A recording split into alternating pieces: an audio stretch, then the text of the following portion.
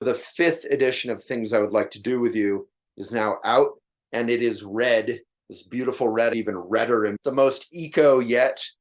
The ink, for example, is not even ink, which is usually toxic, is now algae, which is actually carbon sucking.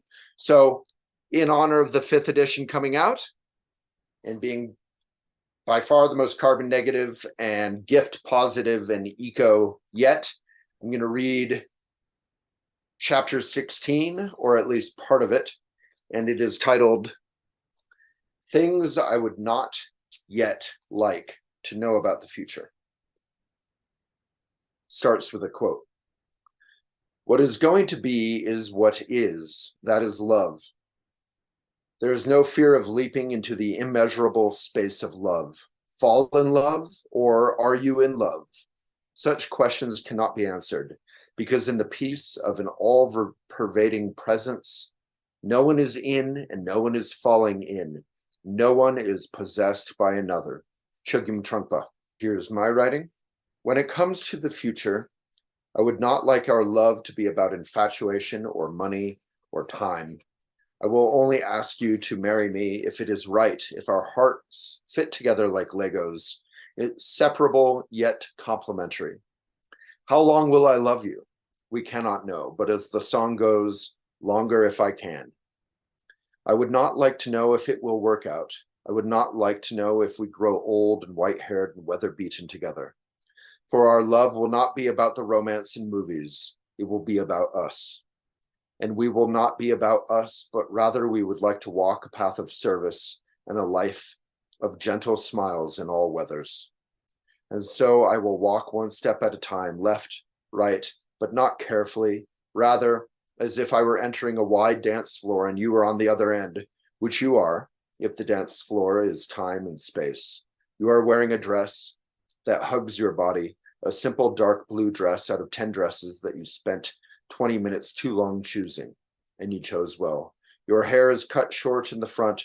This is new, and I like it, and you do not mind if anyone likes it, which is what makes you so likable.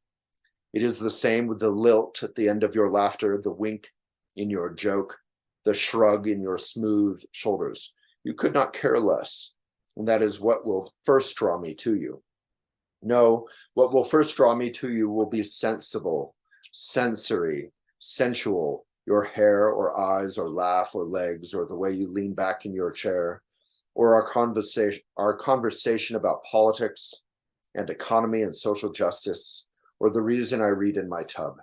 And before you know it, the proud old red velvet couch will hold you on one end and me on the other, and a dog in the middle and another below, and popcorn popped with coconut oil and children's laughter and my booming voice banning iPhones from the house yet again.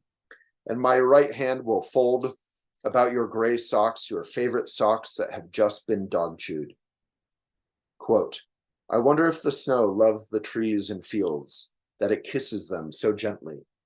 And then it covers them up snug, you know, with a white quilt. And perhaps it says, go to sleep, darlings, till the summer comes again. Lewis Carroll. I would not yet like to know the color of your eyes.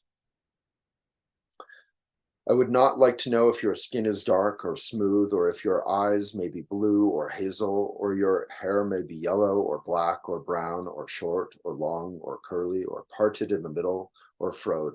I would not care to know if you may be tall, or if your nose might be cute or proud, or you may be short and strong. You may wear duck boots when we go for a little hike through the perfect snow that has quieted our town below and made it look gold-lit, cozy, and slow, like a town out of the past. I would not like to know if things go well, will go well, because things cannot go well always.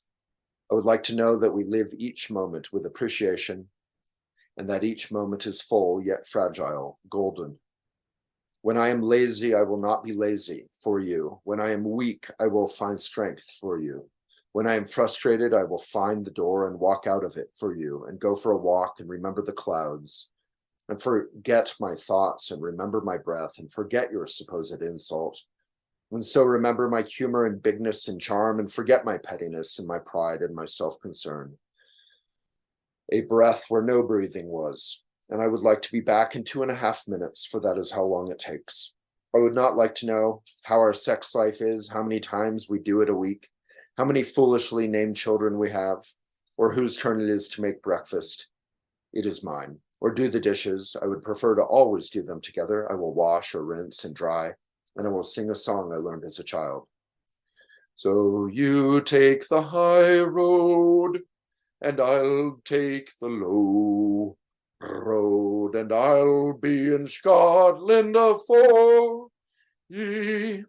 For me and my true love will never meet again. On the bonny, bonny banks of Loch Lomond. I would like to know if you notice the breeze that comes through the window, or if you would like to sleep with the curtains open and blinds up, or if you would like to wear my pajamas, for wearing flannel pajamas 2 sizes too big is the right size, or if you teach or garden or need to work on the other end of our globe for a year. Bamboo tilts when the wind blows. It is strong but does not break. It is not rigid. It bows with strength. I would like you to know that when I work too long, I work for the world, and the world is the inheritance of our children, and our children, whether 1 or 2 or 3 or 4 or 5 or more of them, whether popular or bookish or both, are your first love. I would like you to know that you are the officer in our home, and I am the sergeant, and they are the troops, and we are an army of troublemakers in service of good humor and chaos. I would not like to know if you have an affair, for if you did, that is a wrong turn, and I am not your love, and the brass lock shall change. For there are second chances at most things, and some plants can survive a cold night out of doors, but I am not one of them. Life is hard and sharp, and it hurts, but there are some who wear it lightly and mindfully and with class, and are frank yet wise yet light.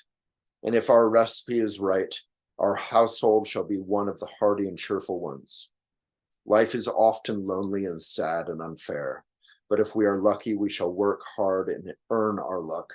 And when we are hit broadside, we shall return fire as we sail away with the wind at our backs, and trouble shall find it is bored with us. Life is long and lineage is longer, and life is short, but tradition is weighty but fragile. And we shall care for the things that deserve our care. The look in your eyes when I kiss you on our bed, calm, open, it is a look I shall guard and cultivate, for if I lose it, we are lost. Our sex is not an act, it is a passion that needs itching. And if I lose that itch, I know I had better take better care of our hearth and mantle. Life will get busy, but I am strong. I will be rich and generous and active, but quiet sometimes too. I shall balance making speeches with reading books, and drinking coffee with drinking tea. And I will play with our children hour after hour and day after day and week after week. They shall distract me from our greatness, but I will serve anyway, working in my attic castle with the fold-out ladder that drops out of the ceiling. You will come home one day and find I have cut half a circle on the second floor's floor, and I have installed a climbing wall. You will not be so sure. These words are words only, but they help me trace the outlines of your as yet unknown face and invisible red heart, like an old-fashioned frilly pressed paper Valentine card. You are in the high, white, cold, dark mountains, and I am just below, in these great golden plains. Beware, for I am coming for you. All right, that was Things I Would Not Yet Like to Know About the Future, a chapter in Things I Would Like to Do With You, which is now out in a super red, beautiful gift eco edition. You can get it at elephantjournal.com/books. Thanks for listening.